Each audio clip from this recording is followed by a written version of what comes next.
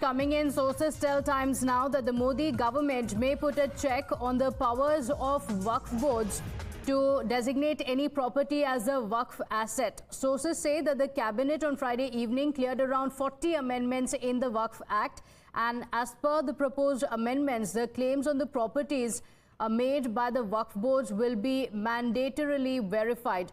Similarly, mandatory verification has also been proposed for the disputed properties of the Waqf board.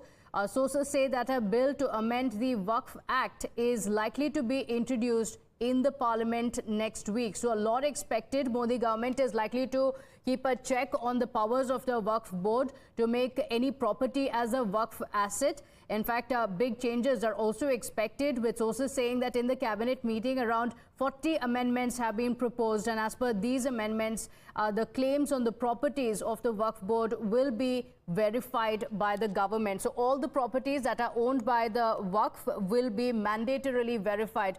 My colleague Amit Kumar is joining us with this big inside scoop. Amit, what are the details? What are the changes that are likely to be brought in?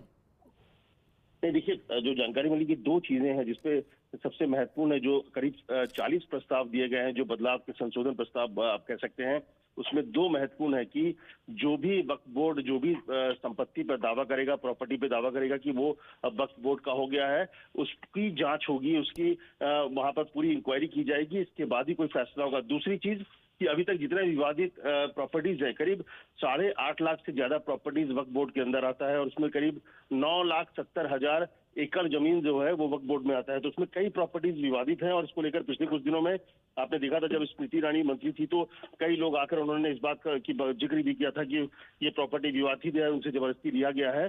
तो ये भी इस संशोधन में एक प्रस्ताव है कि जो भी पुराने विवादित जमीन है उसकी जांच होगी, उसके सत्यापन होगा, इसके बाद ही कोई फैसला होगा। 2013 में यूपीए सरकार ने वक्फ बोर्ड को बहुत ही मजबूत कर दिया था, और पिछले कई सालों से ये हमेशा आरोप लगा है वक्फ बोर्ड का कि उन्होंने जबरदस्ती जमीन को अपने नाम पे कर लिया है, या फिर कई ऐसी जमीन है जिसको वक्फ बोर्ड ने कहा कि उनका दावा है, और इसके बाद जो जिसका जमीन था वो बहुत ज्यादा कुछ कर नहीं सकते थे, क्योंकि नियमों में बहुत बदलाव कर दिया था कि अब वक्फ बोर्ड पे ही सीधा अगर अपील भी करेंगे तो वक्फ बोर्ड के सामने अपील करेंगे। तो बहुत सारी ऐसी चीजें थी कि जमीन जो है लगातार उनके हाथों से निकल रही थी, तो इसको लेकर सरकार बहुत गंभीर है।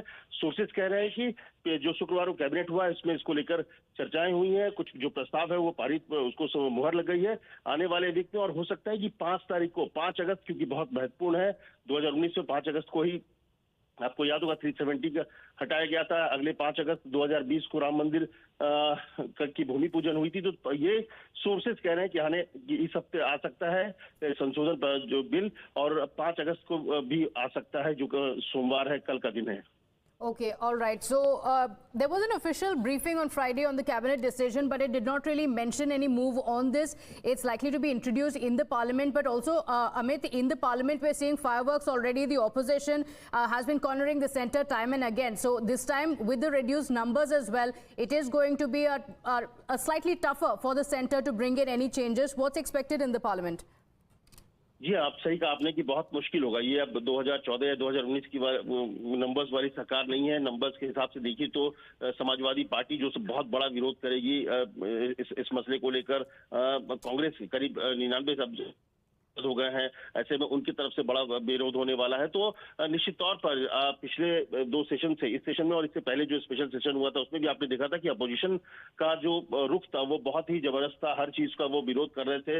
हंगामा बहुत जबरदस्त होने की उम्मीद है, और बहुत आसान नहीं होगा उसको प्रस्ताव को पास कराना। लेकिन ऐसे में इम्पोर्टेंट ये है कि ये जो प्रस्ताव आएगा ये बहुत दिन से सरकार के एजेंडे में थी, क्योंकि सरकार इस पर पिछले 2 साल से, स्मृति ईरानी को जब से जिम्मेदारी दी गई थी माइनॉरिटी अफेयर्स मिनिस्ट्री की, तब से जब उनसे कई बार बात हुई थी, उन्होंने कहा था कि इसको लेकर लगातार काम हो रहा है। खुद गृह मंत्री अमित शाह भी इस पर काम कर रहे थे कि जो लोगों की प्रॉपर्टी को जबरदस्ती कब्जा किया जाता है या अपने नाम वक्फ बोर्ड की संपत्ति कहकर अपने हिस्से में ले लिया जाता है, तो उसको लेकर जरूरी थी कि कुछ बदलाव किया जाए।